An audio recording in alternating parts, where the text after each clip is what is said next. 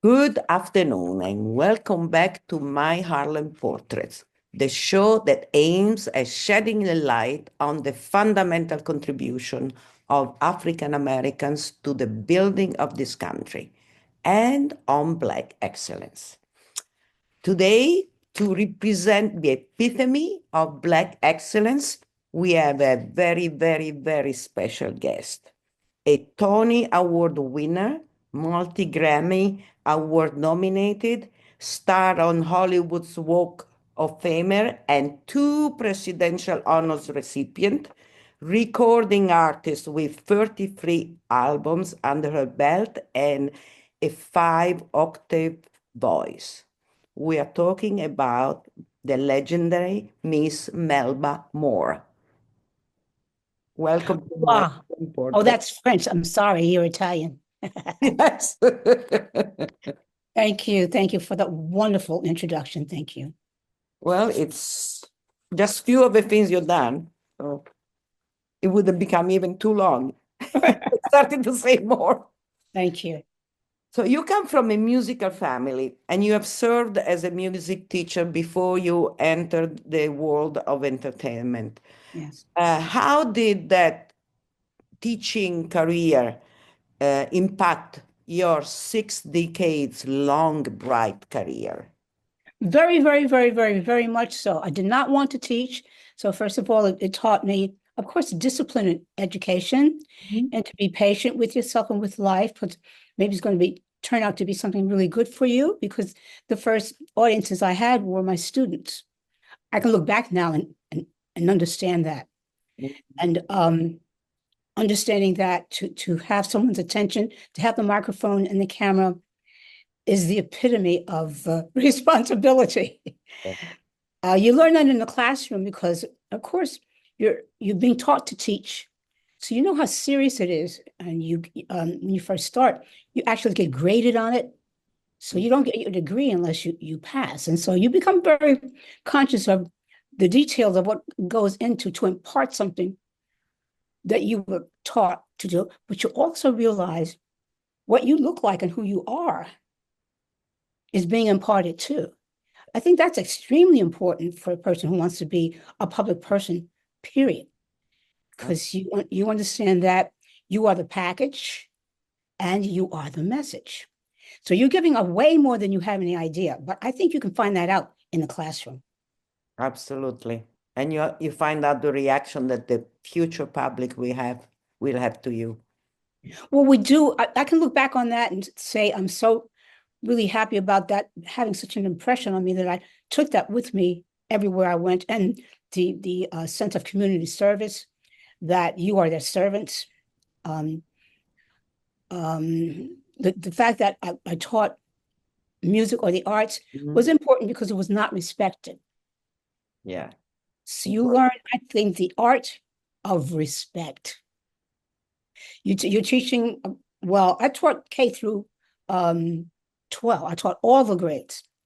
And they're very different. Of course, you love the little ones because they still obey, they still listen. By the time you get to junior high school, and if you're a petite person like I am and you're young too, you're not going to get any respect. I had to always get the male English teacher next door to come and bring order to my class.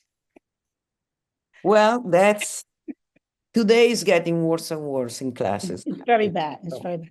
But I think it's really bad for the arts because the institutions don't respect the arts. Yeah. If your principal doesn't respect the arts, you're not going to get any respect. If you're young, you're female, you're teaching, an art. I think what I learned was that I had to catch people's attention, regardless of what their age was. And that meant I had to pay attention to them. What are they interested in? Get their attention. And you can't do it by discipline. You have to get it somehow by getting their attention. That's right. So that's what you do with your public. Now. I don't know if I could describe all the details, but there's a process that goes on, and you say, "Okay, I got their attention. Quiet. Now you better say something important while you got their attention." It's a psychology. Yes, game. absolutely. 2023, was an amazing year for you. And let's start with the smallest thing, the White House. How did you feel when you were informed that President Biden was going to honor you for your career and for your volunteering? Well, as always with every single thing, because it's just kind of overwhelming that, first of all, most of it's pretty much like for community service, and you don't do this really for attention. And you don't realize somebody's paying attention to you. I thought, oh my God, what have I been doing something bad? Mhm. They would have caught me for that too. But well, it's just kind of overwhelming that somebody would honor you for this. And then I've got several honors in that same area for different kinds of community service, all from the different presidential awards. I So can see no, I look some back on it. medals. I'm sorry.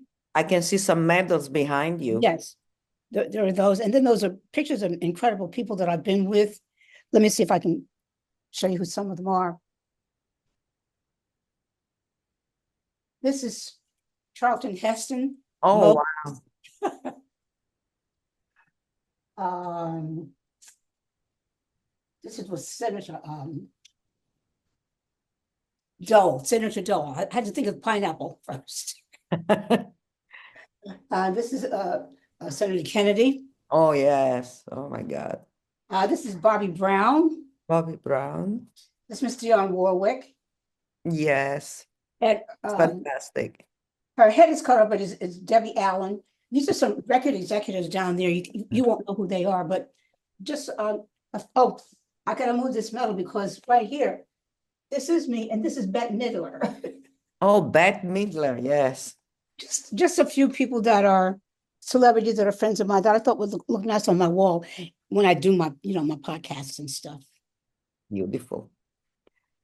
Let's go down. 2023 also marked the 55th anniversary of the musical Hair, in which you took over a leading role from a white actress who was, Miss Diane Keaton. right, Yes. I read that. That is incredible. In 55 years. And then you also got your long overdue star on Hollywood's Walk of Fame. Wow, wow. Tell me how you Wow. felt. Wow, wow, wow. Tell me how you felt. These are incredible happenings, and really they mark a step in somebody's career. So tell me, Yeah. how do you feel about that? It was quite a long process, and by the time I found out about it, I said, "Oh my gosh, I haven't been thinking about this. I just had my nose to the grindstone. This is really something important, and it's permanent." Yes. And I began to see some of the people that really had something to do with it happening for me. I thought, "Oh my God, these are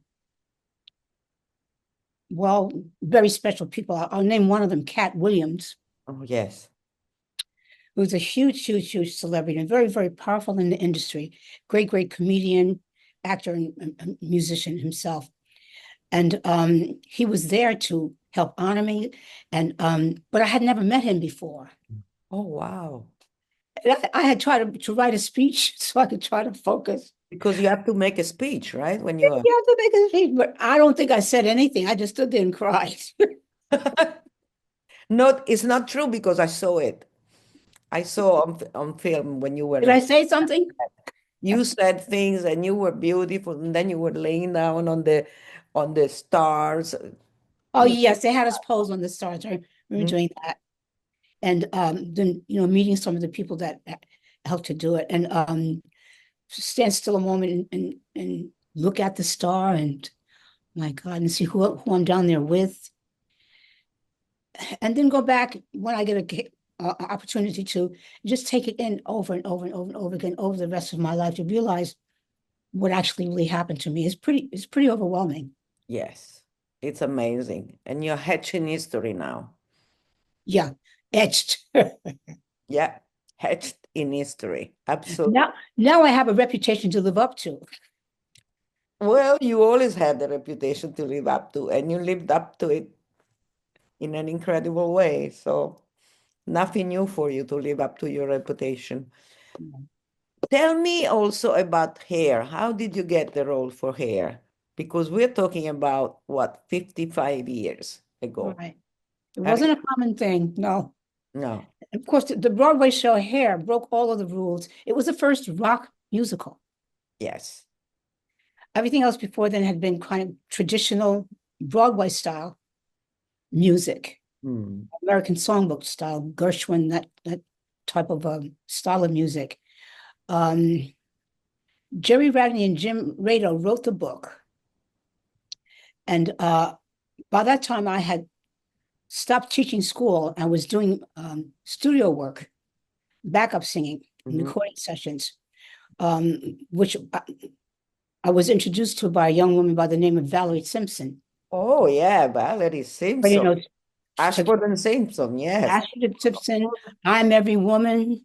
Mhm. All the most important songs. Yeah, Ain't No Mountain High Enough that really helped begin Diana Ross's recording career. I mean, Mhm. amazing talent and, Yes. and power in this industry, she and Nick. Well, I asked my stepfather to ask to help me to get started in the industry. We were taking some meetings. One of the first people I ran into was Valerie. We exchanged numbers, and she started me as a backup singer in the recording industry. That was my first professional work, singing Wow. behind recording artists, famous recording artists. One of the sessions was for the Broadway musical Hair that was being performed by Galt McDermott. Galt McDermott wrote all the music for Hair, Wow. and he was also the music director. And so So he, the he was original. making his own recording of the music from Hair. It wasn't a cast album. He was just doing his own version of the music from Hair. And we were the backup singers and we were singing all the music for it. So it took about 2 weeks to do all of the music that he wanted to do. And so at the end of the recording session, Galt and Jim and Jerry said that they were still casting for Hair and they were still looking for very strong Black singers, especially for a particular parody that they were doing on the Supremes. Because really what Hair was a series of parodies and statements on the American condition, I guess you might say, political conditions. Yes. Like LBJ took the IRT just to the USA. There were songs, but there were statements on American culture. Yes. And so one of the parodies that they were still looking for somebody to do was a parody of the Supremes, all dressed in one gown. You didn't know that until all of a sudden we said, when it was only one dress. Wow. And it's up in this big, high platform. And the song that we're singing was White Boys. And Diane Keaton was with another group of girls down on the floor singing how much they love Black boys. So, I mean, we weren't supposed to say things like that out loud in society back in those days, but it was typical of what Hair did. It Yeah. brought everything out and everybody out of the closet. Yes. It was very revolutionary. Very, yes. Very And revolutionary. so they kept losing the female lead. Diane wasn't the first one to play it. I think Lynn Kellogg was from the Kellogg family, beautiful, tall, blonde, blue-eyed, beautiful young woman. I can't think of her name now, but she was beautiful and blonde and blue-eyed too. All of the girls had been white and blonde-haired and blue-eyed. So one of the Black girls in the show said, I thought this was, peace, open, love, and everything. Everything is, how come a Black girl can't do it? And so we didn't think of it. Would you like to try out for it? She said, no, but why don't you let Melba try out for it? I said, why is this big mouth girl talking for me? But I said, well, now that you mentioned, I'll try for it. So they trained you for it and they put me into a matinee. And that's how I got the role. So I wound up replacing her. Fantastic. That is a fantastic. And I like to tell the story because they were so open about it. We're all whatever culture we are. I'm not going to think like a white person because I'm Black. They said, well, I'm sorry, I just didn't think of it. But you can have a chance. Go ahead and try. I Wonderful. want to say that was the environment, which was just Yeah. amazing. Yeah.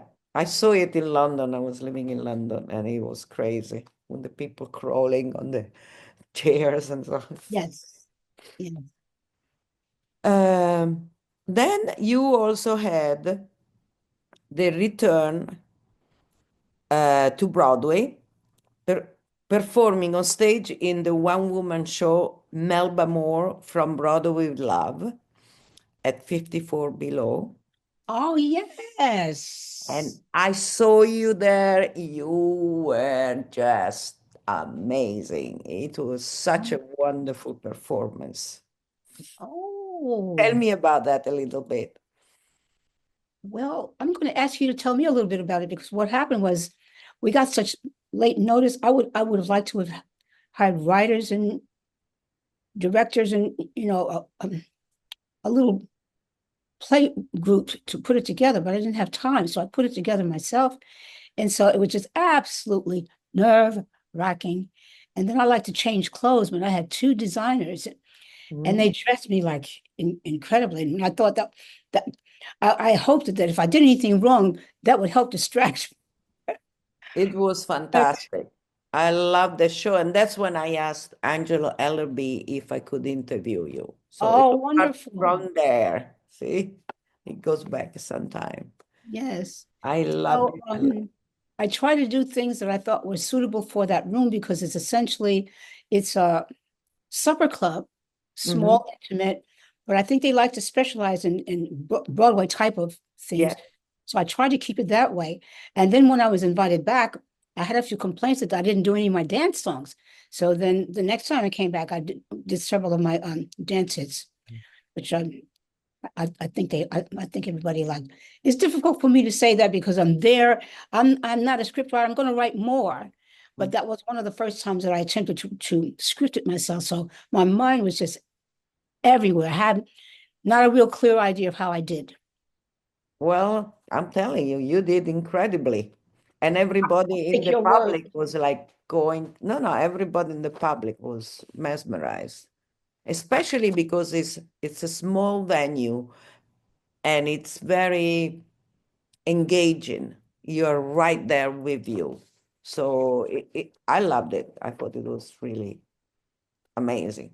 I'll just be nice and say thank you. You're welcome. Same 2023, you released your 33rd album, Imagine. How do you keep on reinventing yourself in such an amazing way and always so uh, out of the box? I get a lot of help. That's good. This current album, the Imagine album, actually is the idea and executive produced by my daughter, Melba Charlie. Wow. She said, "Ma, I have some songs for you." And I said, "Well, great. I've never worked with her before. She's done a lot of things in the industry, but she's never really executive produced an album. Of course, she was raised in the industry, so she knows it. She's been around it. But this was our first time working together and her first time actually executive producing, which basically she kind of really counseled me on what direction she thought it should go in and the types of songs that I should sing in. I said, well, you don't have any track records, so how am I supposed to know if you're right or not? I said, why don't we do this? Why don't we take 3 songs at a time? I'll learn them. We'll take them, go in the studio, put something down, and get some feedback from people to see what they say. Because regardless of what I think or what you think, bottom line is what does the public think? And that's how we put the whole album together. So I know it's good because it's not just my opinion. Wow. That's a big job to do that in that way. It's really, and the collaboration with your daughter must have been very interesting because if it was the first time, he always uh, links even more ties with your child. Yes, and I listened to her. I guess because she's a very gentle personality, she never pushes anything. So the thing I have to be careful with about her is making sure I don't overshadow her, or I don't take away her opportunity to actually tell me what's on her heart Yeah. and what's on her mind. I said because it may be something that's really insightful and that is meaningful, and she just out of politeness I won't find it out. That was the biggest problem I had with us with Toma. So, well, Ma, I don't like this because I don't like. I said, okay, it's not a bad thing for you to tell me you don't like it. You just have to have a reason, and I have to understand that, and just let me look at it and see it. and let me, lie with it for a little while myself, and then tell you what I think about it, and let's come to a conclusion. So I found it really wonderful working with her because I have to learn. I'm a gentle person, but I had to really learn to be gentle. Well, And not overstep and realize too sometimes, especially if people love you and they respect you, they might not tell you what you really need to hear from them. yes. Now that's important because your product has to speak for itself once it come out. It can't just be what I wanted it to be. I mean, I wanted it to be great, but especially as time goes by and things change, you don't always know really what that is. So Absolutely. And you are used to be at the center. And so it's important that the other person knows you can tell me what you can tell me what you really think, because that's a very important thing. It gives you feedback. And before the critics do, and I don't like what they say. Exactly. Also gave me a chance It's a family. It's a family affair. Yes, it gave me a chance to see her insight and her vision through talents that I would not know that she had, because I don't think it would be her choice. We've had some challenges, so I don't. There's some other things that she likes to do that she would be doing, I think, where I might see some of these talents and I would see them as she worked with someone else. Yes. But they didn't have a chance to happen. So we're having this opportunity for her to try some things out here and also to learn the basic business Wise, yes. Roadmap of how every business works.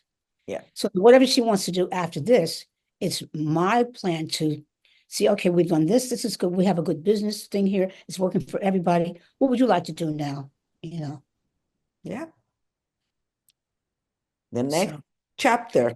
And I think for me, that's excellent because that's what I should be doing, period. I should be at that level in my life and career where I've done enough and I'm mature enough that I can lay out the plan for other people now. Exactly. Yeah. And have them also help you. Absolutely. And everybody make money and be famous.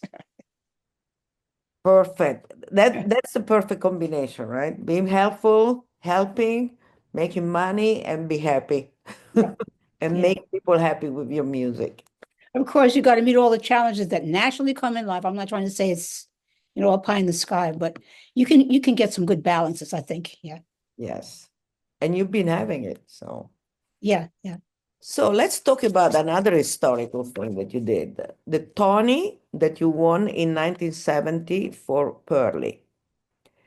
With that Tony, you became the first African-American actress to win in the category of Best Female Lead Actresses.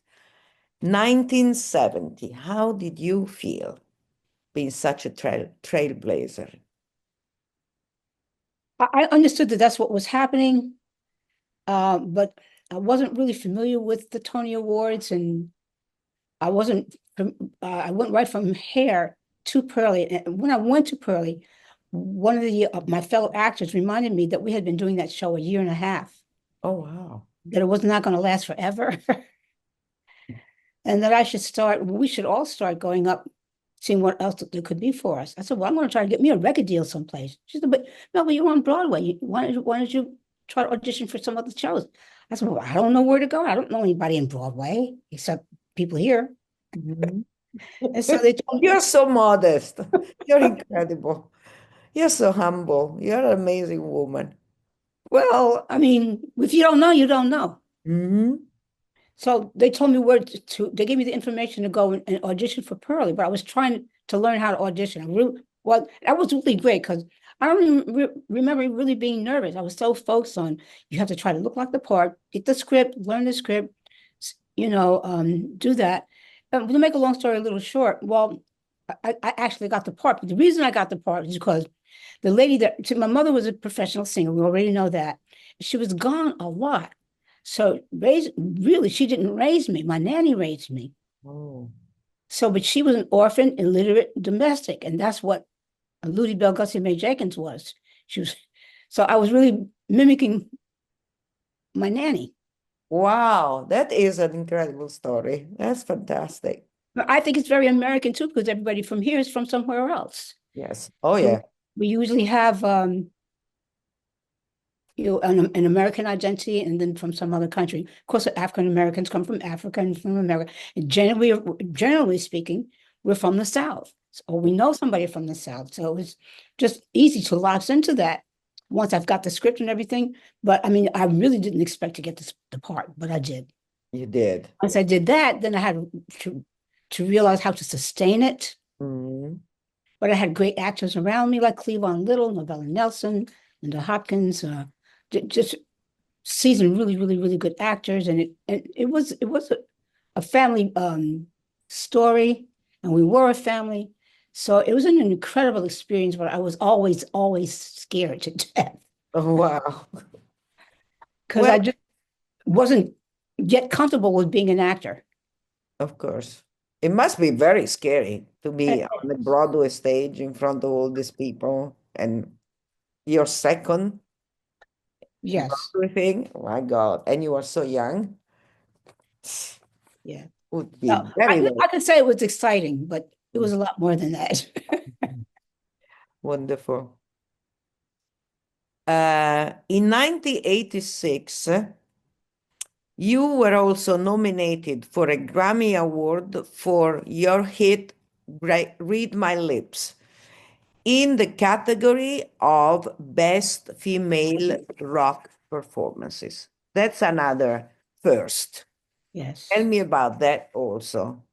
You were Well, becoming, I was in the category, I think, with Natalie Cole, with Aretha Franklin. I'm not sure. Tina Turner. Yeah, Miss Tina Turner. So, needless to say, I didn't care if I wanted or anything. I mean, to get nominated or just to be even mentioned with those people. I was like, oh my goodness, this is incredible. I think I'll stay in this industry. I like this business. I'm starting to like it a lot, right? Oh, that was wonderful. And I wasn't scared or anything. I didn't have to do anything, you know. Mhm. And how was uh, having this all the time you were the first in whatever you were doing? Because, Oh, I can tell you about that now. Back then, yeah, you I'm didn't not sure. realize I you, remember to say it yeah, because I know it's important. There's so much going on in the industry always, and so many great, great, great, great people. But I can appreciate it now. That what I really feel like is that I came along at a time when things were turning over. People were yes, revolutionizing things. And I mean, see, for instance, the fact that I got nominated for a Tony Award meant that people in the Tony in the theatrical business helped to make that happen. yes. People invited me on their TV shows. I remember doing the Ed Sullivan Show, or the Arthur Show, or the Wilson, all the major TV shows, and Mhm. they really put me out there. I was so excited and scared to be doing all that. I can tell you that now that this was an amazing time for really kind of a revolutionary period that was happening. It wasn't just for me, but I was in a category where, well, before me, there just wasn't a lot of Black people doing that in that category, where they were doing things everywhere. Yeah, We continue really to have the civil rights movement. yes, yes, exactly. That was, I can say that looking back now. yeah, with I mean, the, otherwise I'd be saying, look what I did. I did this, I did. exactly, you can say, I oh, didn't hardly know what a Tony Award was, so I couldn't say that. I can't This is believe hardly it. what it was. You won a Tony. It's incredible. Oh my God. Another first in 2022 marked the 50th anniversary of a summer TV variety series on CBS that you hosted with Clifton Davis, the Oh, Melba Moore Clifton Davis Award. And there too, you were the first African American woman entertainment to co-host a network television variety show. yes, yes.